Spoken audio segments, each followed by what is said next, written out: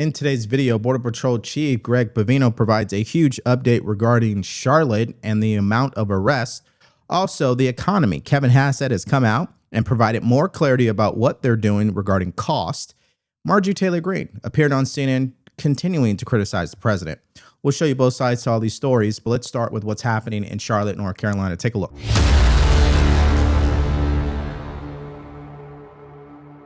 CBP agents were seen making arrests in several areas of Charlotte since yesterday.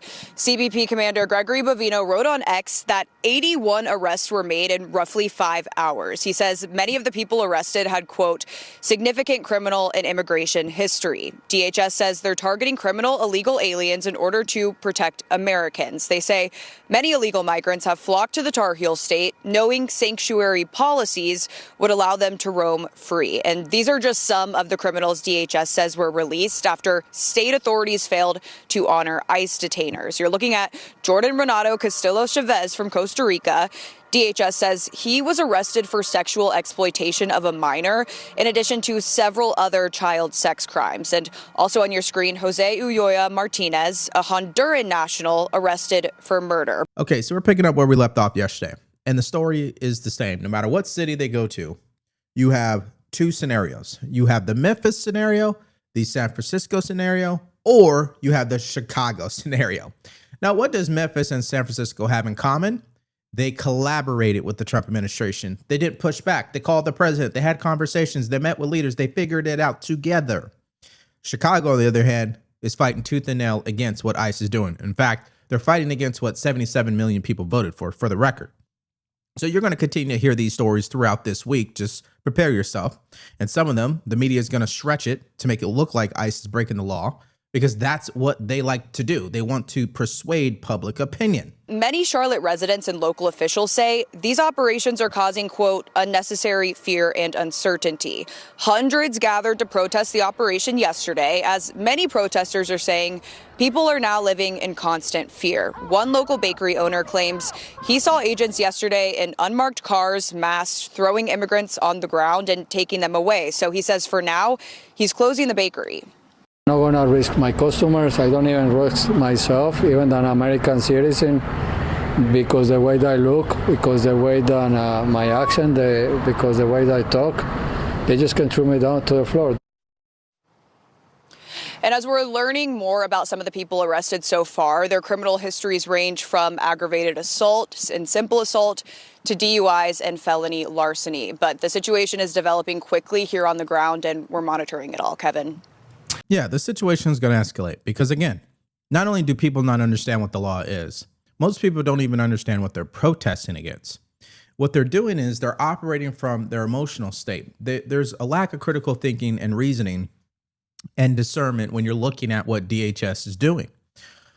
Most Americans, like I continue to say, are hypocrites. They don't want illegal immigration in their country, but they don't want to see people getting deported.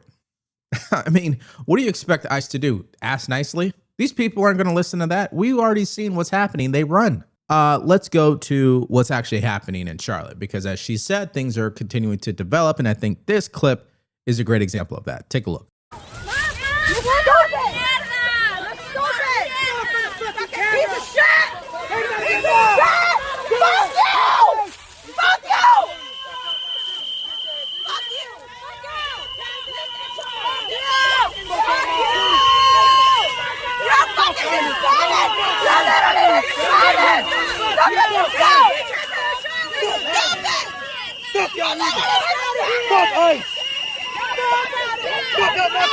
You better start clearing out!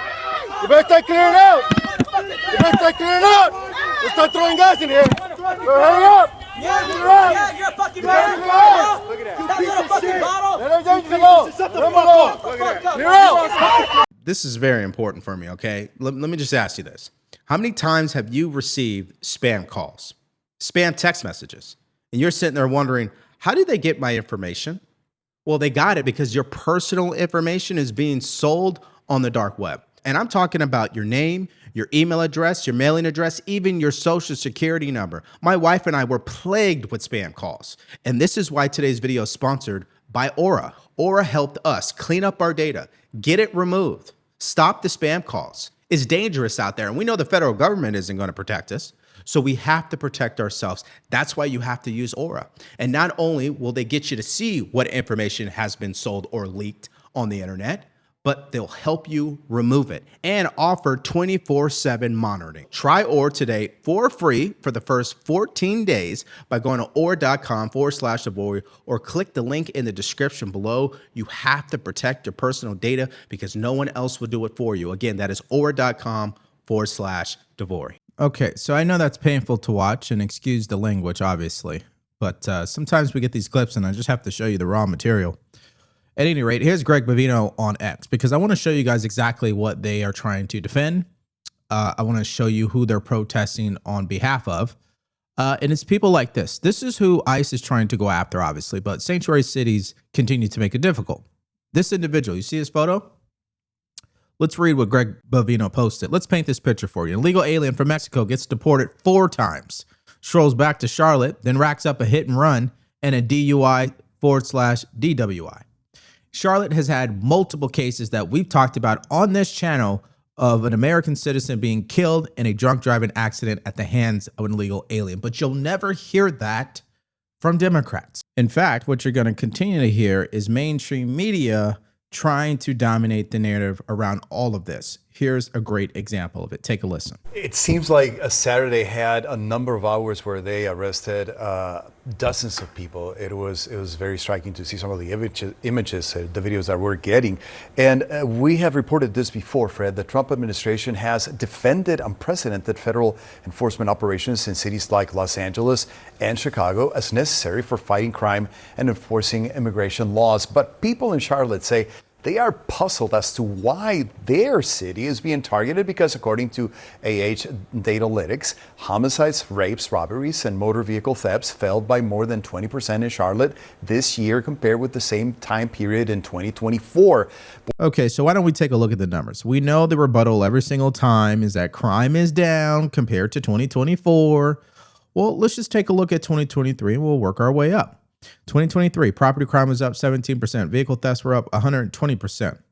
Burglaries were up 12%. Commercial, aggravated assault, and vehicle break-ins all up. Overall, crime was up. Okay, we go to 2024. And by the way, I'm reading from their website. This is charlottenc.gov. Okay, violent crime, 3% was up. 25% on homicides, up. Robberies, 5% up. Commercial burglaries, 6% up.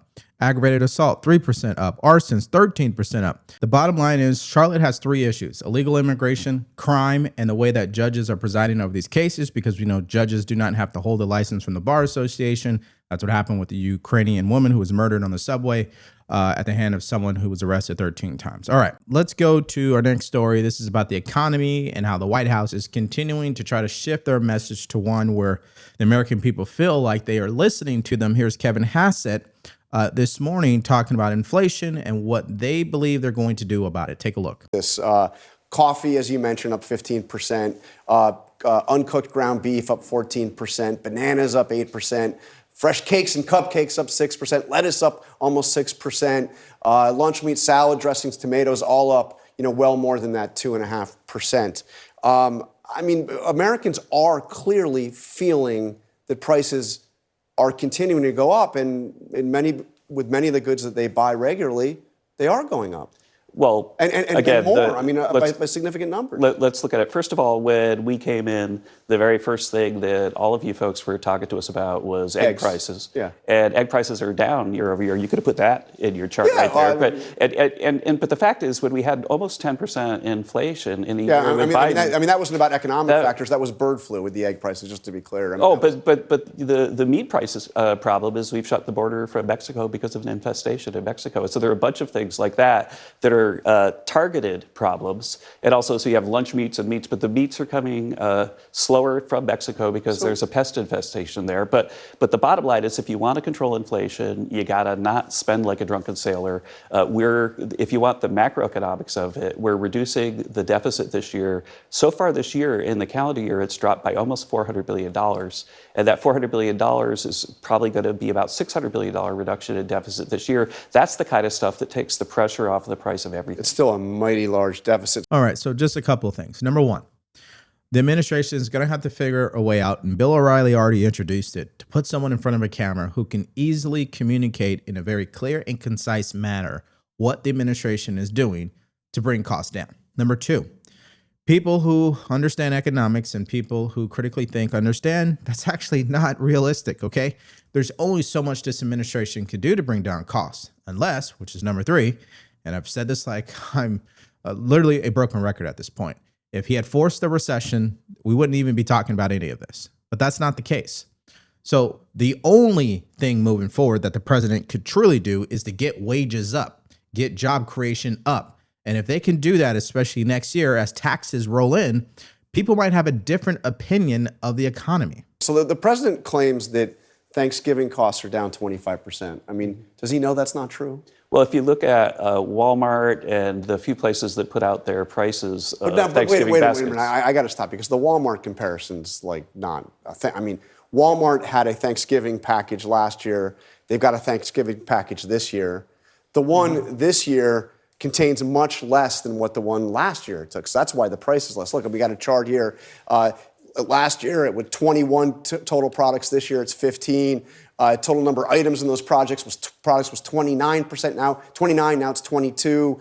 There's more generic brand stuff. So, I mean, Thanksgiving, if you're going to the store to buy groceries for Thanksgiving, it's going to be more expensive this year. I really don't understand where you're going in the sense that Joe Biden gave us 20% He's not inflation. president. Donald Trump's president. No, and you want us to fix the hole that Joe Biden No, I'm dug just saying, right away. why does the president tell everybody the prices went up so much under Joe Biden, and inflation is way down. Inflation is about half what it was in December. Yeah, see, at the end there, Kevin Hassett is starting to speak in the way that I would speak. Like if I was a part of the administration, they were asking me these questions, I'd be like, listen, the honest truth is this. The Biden administration caused record high inflation. We've only been in the White House for 10 months. There's no way to reverse that within 10 months that took 4 years for the prices to reach the level that they're at today. And here's what we're doing about it. Step one, we've done this. Step two, we've done that. And step three, we've done this. Okay? I think that has to be on repeat constantly, all right? Let's go to the Cabosi letter, which I love because this guy always nails it. Let me read this to you. U.S. grocery prices have never been more expensive. The average cost of groceries for a family of four is now up to a record $1,030 a month. This marks a 280 increase since 2017 when the average family spent $750 a month. In 2021 and 2022 alone, grocery costs surged by $150. To put this differently, a family of four now spends over $12,360 per year on groceries compared to $9,000 in 2017. We are in affordability crisis. There's a graph for you guys to take a look at. When do you think that the public is going to really feel an impact from your moves to rein in the cost of living? How long will that take?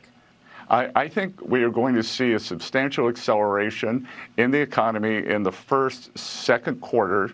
And I think we are also, we're already seeing on many prices, as I said, we're bending that curve down, and the increase in real incomes, I think Americans are going to feel it in the first quarter, second quarter. I think 2026, thanks to President Trump's signature plans, is going to be a great year for working Americans, for the markets.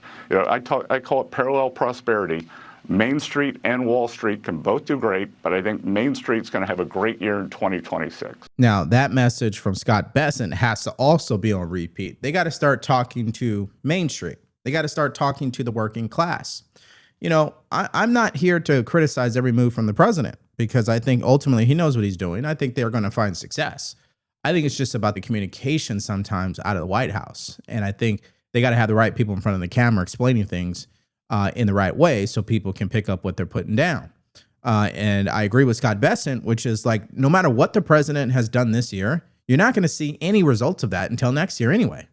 So you could criticize him until you're blue in the face, but the judgment time, as you guys know, if you've been watching my show, is going to be next spring after tax season. All right, now let's go to our next update. This happened because Sundays, they always do the interviews, and basically, not only do Republicans have an issue right now, particularly President Trump versus Marjorie Taylor Greene and Thomas Massie and Rand Paul, but Democrats now have an issue too. You got Tim Kaine coming out and pushing back on AOC's criticism of Senate Democrats voting to reopen the government. We'll start with Democrats and then we'll circle back on Marjorie Taylor Greene. Watch. The lesson that they're learning is that Democrats are weak, and that next time we just need to hurt working people and working Americans more to get them to fold. And I don't want them to learn that lesson. Senator, what do you say to that argument that Democrats projected weakness here? So twofold. I have 320,000 federal employees in Virginia, and together with their families, that's probably 700,000 dependents. Getting them all back to work with 2 paychecks that they've missed restored, with protections against future firings. You know, some folks like AOC may think that's nothing. Virginians think it's an awful lot. And second, if the goal was to try to get health care front and center, she was not at the table with the Republicans in the Senate. And so maybe she thinks that the Republicans would have caved. Would it have been another week of SNAP recipients losing their SNAP benefits, another month of air traffic or air travelers enduring chaos and even danger, another 2 months of federal employees losing their paychecks? I was at the table with the Republican senators, and I knew if we wanted to get to the health care discussion, we had to open up government. See, this is a prime example of what I'm talking about. There's a part of the Democrat Party that is a bunch of radicals. These are the progressives. They literally believe in what they are saying. Doesn't matter if what they're saying doesn't make sense to people like you and me. They believe it. And people like Tim Kaine, he's not a progressive. He's your standard Democrat of 2025. And people like Tim Kaine, believe it or not, and these moderate Democrats, they're continuing to not seek re-election.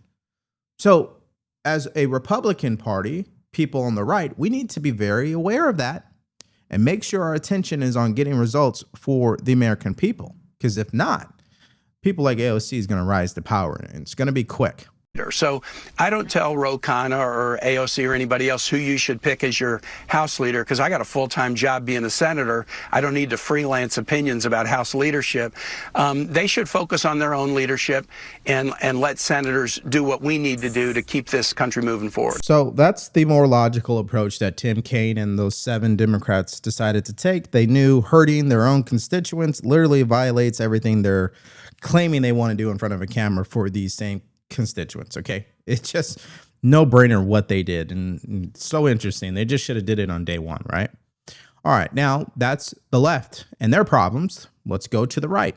So Marjorie Taylor Greene went on to CNN this morning and continued to double down on the way that she feels and offered up this stunning apology. Take a look. I have something in my heart that I think is incredibly important for our country, and that is to end the toxic fighting in politics. And this has been going on for years, and it has divided our country, split up friends and families, neighbors, and it's not solving our problems. The most hurtful thing he said, which is absolutely untrue, is he called me a traitor, and that is so extremely wrong. And those are the types of words used that can radicalize people against me and put my life in danger. Now, according to, okay, so I'm not going to focus on the people. Let's just focus on the merits of this back and forth. She claims that the president has incited violence against her and has weaponized people to send threats against her. Now, let's just be honest about it all, okay? When you're at that level, if you take a strong position for or against something, you're going to receive threats regardless, okay? It's happening to everyone, all right? So I don't see in any of these messages from the president, and I just read them over. I'm not going to read them all to you because it's just too long. I went all the way back 2 days ago, okay? I read Thomas Massey. I read his long message about her. I even read the one where he said that she is a traitor. And then I read the one where he said that she's lightweight. Nowhere in there did he say, hey, someone needs to take her out, right? All he did is pull her endorsement and pretty much criticize her in the way that Trump criticized people in general. It's nothing new, okay? So the fact that she's trying to go on to CNN and claim that he's inciting violence against her, I think misses the whole point of what she started off by saying, that she apologizes for participating in toxic politics. What do you think happened? What do you think is the reason for this? Unfortunately, it has all come down to the Epstein files, and that is shocking. And, you know, I stand with these women. I stand with rape victims. I stand with children who are in terrible sex abuse situations. And I stand with survivors of trafficking and those that are trapped in sex trafficking. And I will not apologize for that. I believe the country deserves transparency in these files. And I don't believe that rich, powerful people should be protected if they have done anything wrong. And so I'm standing with the women, and I will continue to do my small part to get the files released. Now, that response from her, I agree with, because it totally makes sense to me. Look at this meme that was posted. I love this. Starts off by saying the Epstein list needs to be released. And then he says, but Peter, it would literally destabilize the world. 2/3 of Congress and a large portion of the world's most powerful people would be in prison. Society would at least partially collapse. And then he says, I already said I'm for it. You don't have to sell it to me. Yeah, so I think everybody in their right mind, just release all the files. Can we just move on from this already? Release it all. Let people make up their own mind. What they can release, by the way, because that's a whole nother thing, is there are documents that is under seal by a district court judge. Even if the House of Representatives and the Senate and the president all sign this discharge petition, it still is up to the second branch of government to say, yeah, we will release them. And at the same time, they have the authority to decline it. And they already have declined certain requests, by the way. So that's something that we should remember. Now, here is what Scott Jennings had to say as a reaction. I do think it started with that political engagement. When they sent her that poll, that's when you start to see everything change. She opposed the president on his Middle East policy, attacking the Houthi rebels, attacking Iran. She's opposed the president on deportations this summer. So she has sort of become a policy opponent of the president, but I think it really all started with that political engagement, and now she's one of his most frequent critics on some of what I would argue has been his biggest successes this year. And if you want to count yourself as an ally of the President of the United States, it's not great to go out and run out to The View and other places and crap on him 24 hours a day. I mean, that's essentially what she's become. It's a well-worn path. A lot of other Republicans who've turned on the president have done that too. But there's a difference. And that continues to be something that she denies. Okay. Yeah. And that continues to be the other half of the story, which is a falling out between her and the president because he essentially refused to endorse her to become a senator. And the interesting thing is, regardless of whether or not that's true, at the end of the day, she has shifted in the way that she is communicating. She has shifted on what she is talking about. She has shifted in the way that she is speaking about the president. Now, here's the only thing I'm going to caution you guys with, no matter what side you're on. It is only 10 months into this administration. Remember what could happen really quickly here.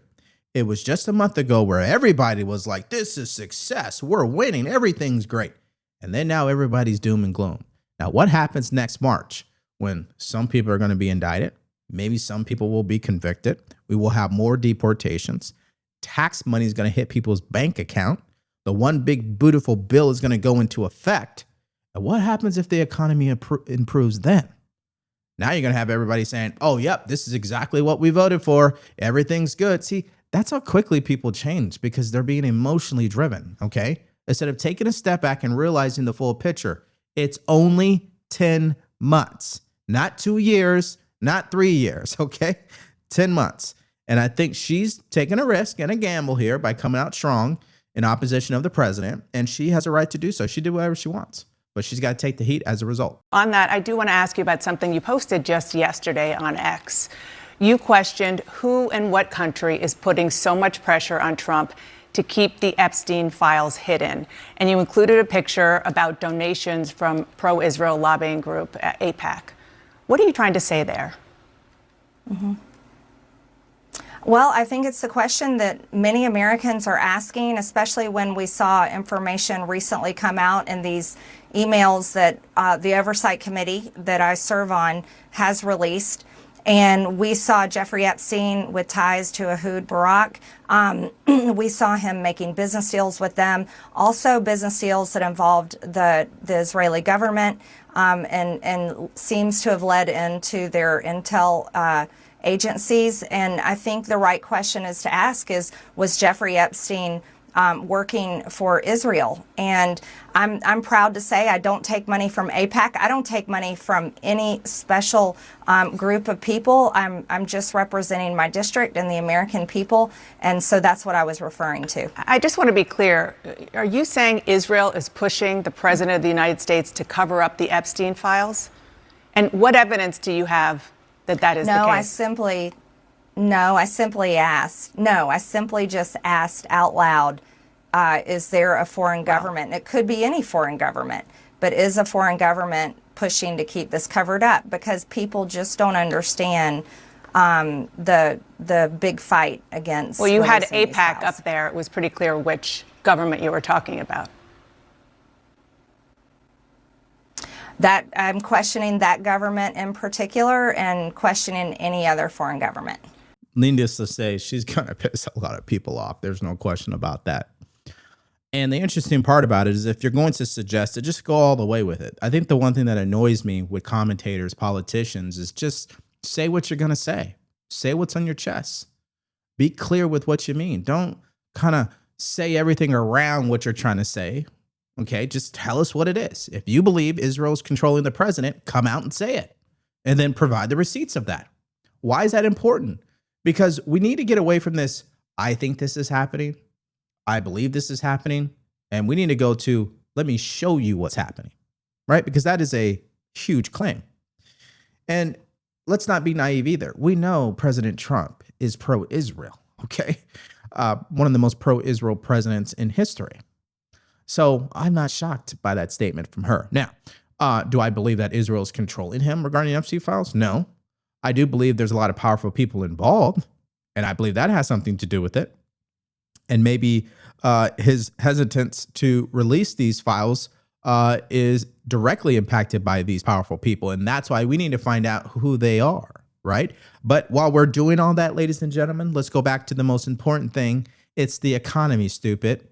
You think people are going to be thinking about Epstein when they go to vote in the midterms next year? No. They're going to be thinking about their bank account. That's the number one thing that is always tested every single election, and it is proven to be true every single time. It's the economy. So two things can be true at the same time. People can obsess over this Epstein stuff, continue to seek the truth, which I have no problem with.